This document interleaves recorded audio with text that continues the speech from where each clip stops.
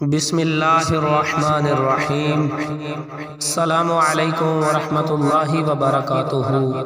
معزز ناظرین و سامعین، آپ دیکھ رہے ہیں میرا یوٹیوب اسلامک چینل معاویہ لو اسلام، اور میں ہوں قاری وقار گوندل۔ میرے اس چینل پر اسلامک وظائف، مسنون دعائیں اور قرآن و سنت کی روشنی میں علم دین کی ویڈیوز اپلوڈ ہوتی ہیں۔ آج کی جو ویڈیو ہے بہت ہی اہمیت کی حامل ایک حدیث پاک آپ حضرات کے سامنے بیان کرنی ہے۔ تین قسم کے لوگ ایسے ہیں کہ جن پہ حضرت جبرائیل علیہ السلام نے بد دعا کی ہے اور پیارے نبی پاک صلی اللہ تعالی علیہ وآلہ وسلم نے آمین کہا ہے۔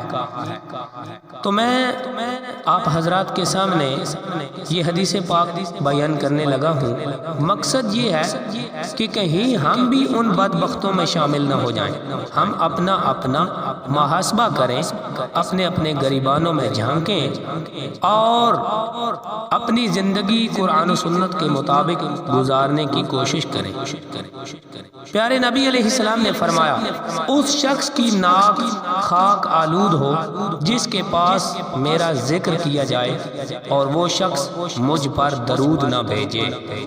اور دوسرے نمبر پر فرمایا، اس شخص کی بھی ناک خاک آلود ہو جس کی زندگی میں رمضان کا مہینہ آیا اور اس کی مغفرت ہوئے بغیر وہ مہینہ گزر گیا۔ اور تیسرے نمبر پر اس شخص کی بھی ناک خاک آلود ہو جس نے اپنے ماں باپ کو بڑھاپے میں پایا اور وہ دونوں اسے ان کے ساتھ حسن سلوک نہ کرنے کی وجہ سے جنت کا مستحق نہ بنا سکے ہوں۔ اور دوسری روایت میں الفاظ یوں ہیں کہ پیارے نبی علیہ السلام ایک مرتبہ منبر کی پہلی سیڑھی پر چڑھے تو آمین فرمایا، اسی طرح دوسری پر چڑھے تو آمین فرمایا، اسی طرح تیسری سیڑھی پر چڑھے تو آمین فرمایا۔ صحابہ کرام رضوان اللہ تعالی علیہم اجمعین نے پوچھا، یا رسول اللہ صلی اللہ علیہ وسلم یہ کیا معاملہ ہے؟ تو پیارے نبی علیہ السلام نے بتلایا کہ جبرائیل علیہ السلام نے آ کر کہا ہے کہ وہ شخص برباد ہو جس کے پاس پیارے نبی علیہ السلام کا ذکر کیا جائے اور وہ شخص آقا کریم علیہ السلام کی ذات مبارکہ پر درود نہ بھیجے تو میں نے آمین کہا ہے۔ اور دوسرے نمبر پر وہ شخص برباد ہو جس کی زندگی میں رمضان کا مہینہ آئے اور وہ اپنی بخشش اور مغفرت نہ کرا سکے تو پیارے نبی علیہ السلام نے فرمایا میں نے آمین کہا ہے۔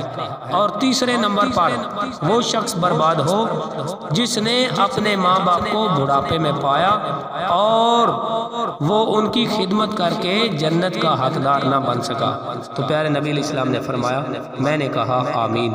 احباب ذوالفقار، اندازہ فرمائیں کتنے بدبخت یہ لوگ ہیں۔